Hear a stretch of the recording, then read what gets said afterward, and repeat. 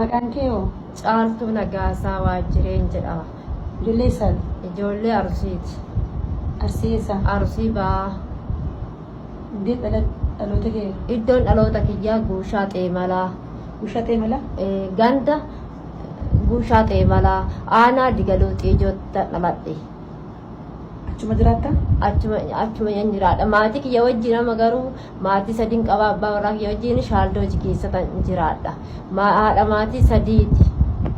Ijoollee shamaraa lamaa fi dhiira tokko qaba. Ijoollee guddifadha daa'immantii yan jijjiira jedhee biyyaa ba'ee tanan haramni akkasi naqa taqqaxxee maamaatiyya jedhee luka jalatti kufee maamaa ta'eeti jettee na dhidhiittee narra deemtee lukaan narra deemtee gurrarra na deemtee mataarra na deemtee gurri tokko sirumaan dhaga'uyyuu. Adaraa keessan viidiyoo kiyya kana nama 15 sheer godhaa wal biraan ga'a. Namni viidiyoo kiyya kana laaltee bira dabarte dhugaa ija keetifuu gaarii miti. Akkasuma obboleettiin keenya kun akkuma ganda ishiillee himattee dhalattuu harisiitii waan hunda himatte maqaa ishiillee.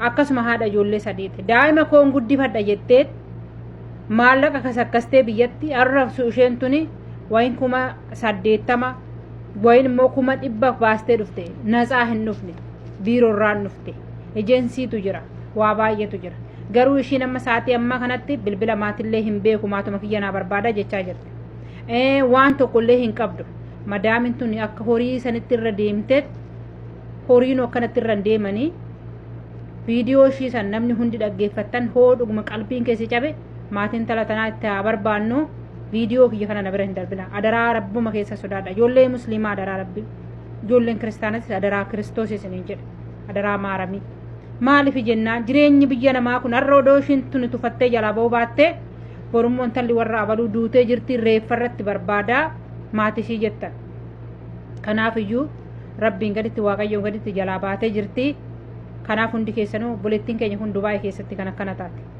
akkasuma firallee hin qabu Suudi Arabiyaa keessa garuu takkitti nan qabatte Suudii keessa fira nan qaba jette isaanumaayyuu bilbila isaanii hin qabu jechaa jirti kanaaf adaraa keessan nu bira hin darbinaa adaraa waaqayyoo ani jechuun bakka shamarran biyya harabaa kun ishee dhumaan natti fakkaate dhugaa dubbanna yoo ta'e jechuudha baay'ee ulfaachatti jira maaliif akka ta'e hin beeku dhugaa dubbanna yoo ta'e gara keessatti nama dhufanii madaamin nu qaxaqataa jirti maatii isaanii sodaachaa jiran bara viidiyoo ba'u maatii isaanii sodaachaa jiran dhugaa dubbanna yoo ta'e ofii isaaniitti asitti goddaamarra amma isheen tuni odoo kaattee jalaa ba'uu baattee dhuguma rabbii dubbanna yoo ta'e borummoo hin duute du'a ishii immoo dhageechaan madaamin maal taate jennaan offannisteetti maal offanniste jenne intala shawaasanii kanaafiyyuu warri Dubaay keessa jirtanii keessatti warri Suudi Arabiyaa kun hin baasii hin qabna natti fakkaate maal akka hojjetan immoo hin beekon isheen tun akka horiititti garafatna isheen tun nagaan biyyarraa baateet saaxinii keessa godhamtee galte ishii maalni rakkoon keessan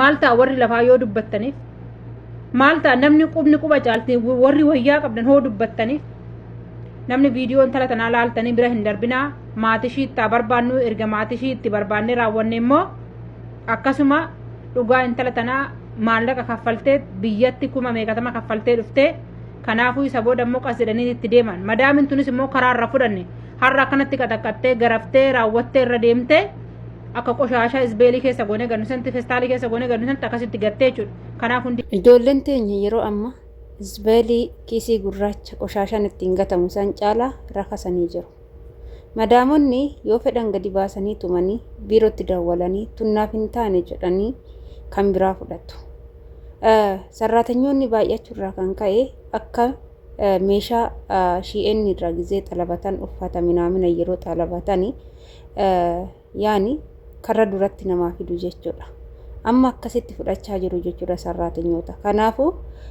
yoo nuti xiqqoo waa balleechine oo fedhan gadi baasanii nu qaxaqqaxanii alatti nu gatanii maal jedhuuni warra biirootiin ishiin baatee baddee jirti ishiin iddoo jirtu hin beeku jedhanii ofirraa cufu jechuudha saniin booda kaansileeshinii cufu jechuudha faayilii ishee biiroorraa fudhatan ofirraa cufanii haarawaa fudhatu jechuudha kana ta'ee warri biiroo mana nama galchuu malee manni sun nama mana akkamii madaami sun madaamii akkamii akka taate sirriitti addan baasanii jechuudha biyyoota arabaa jechuun immoo manoota isaanii garagaraa seenanii yoo ilaalanii baay'ee ulfaata dhugaan sinitti immoo ani waan uffee kiyyaajja kiyyaan arge jechuudha manni isaanii garaagarummaa guddaas ni qabaa jechuudha araboota jechuun nama bakka nama kutannoo qabuu fi nama obsa qabuu fi akkasumas nama waa hundumaa dandamatutu hojjechuu danda'a mana arabaa malee namni dhukkubsatu namni obsa hin qabne namni jarjarus hojjechuu hin danda'u.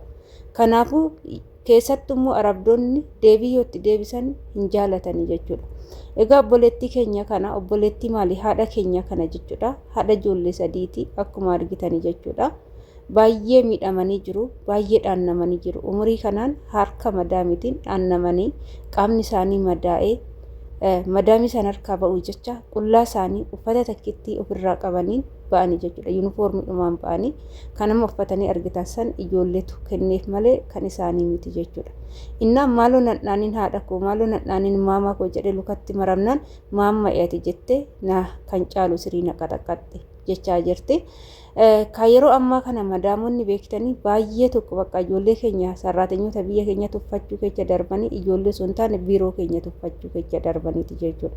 Osoo biiroo waan kanarratti ija nuu banate waan kana biiroon odoo nu ilaalee rakkoo ijoollee keenyaa kana sirritti biiroon maaliif akka dhaannaman mana sanitti biiroodha garuu madaamin tuffarramtee nama fuuti. Yeroo isaan mana sanii ba'anii maaliif baate sababni ishiin baateef maali akkamitti ba'uu dandeechi jedhanii qorannoo adeemsisanii rakkoon ijoollee keenyaa kun ifanii ba'a jechuudha. Amma yeroo ammaa sirumaayyuu dhaanuu ala baasanii gatuu ajjeesuu faashinii godhatan natti fakkaate jechuudha. Yeroon ammaa yeroo biyya arabaa dhufanii hojjetatan osoo hin taane kan keessa jiruyyuu keechaa gizee galuudha malee gizee itti dhufanii miti baay'ee tabalashanii jiru jechuudha. Nama obboleettiin keenya kun biyyarraa gaafa dhuftu baergit tola hin dhufne dallaalli yoo kana 100 aga 50 oliiti jechuudha. 150 olii kaffaltee aga wacii masaafaraa makiinaa dallaala waa hunda jettutti kan hunda xumuranii kan biyya ormaa dhufan namoonni hedduun waan qaban hunda gurguranii kan qotiyyoo qabu qotiyyoo takkittoo fi kan midhaan qabu midhaan ofii lafa ofii gurguranii jiruu kiyyan fooyyeffadha jedhanii biyyaa baanii gaafa akkana ta'an baay'ee nama gaddisiisa jechuudha. Firallee naman beekullee hin qabu jechaa jirti. Akkasumas lakkoofsa maatii kiyyaas hin qabu maa fudhadhee hin baane sammuudhaanis hin beeku maatuma koonatti barbaada jechaa jirti obboleettiin keenya kuni. Adaraa kechaan viidiyoo kana sheer godhaati namni ishee beeku argamuu danda'a. Kanaafuu ishiin amma sa'aatii kanatti maatii ishee nama ishee beeku bichaa barbaaddachaa jirti jechuudha. Baay'een gaddee baay'ee na gaddisiise. Dhugaa qaama ishii rukutame kana gaafa akkanatti rukutame kana teephuma wayitiin qaxaqqaxxee akkana goote malee waan biraatiin jedhee yaadu jechuudha. Kanaaf adaraa kechaan bakka jirtantu waaqayyoon sinaa eegu waaqaa gaditti obboloota koo isinillee of eeggannoo godhadhaa isiniin jechuun affeerraa kooti. Egaa viidiyoo har'aaf qabadhee dhufe kana fakkaataa laayik sheer gochuudhaan obboleettii keenya kana maatiittaa barbaadnu isiniin jechuun affeerraa kooti. Rakkoon ishee rakkoo keenya waan ta'eef isiniin jedhaa baay'ee.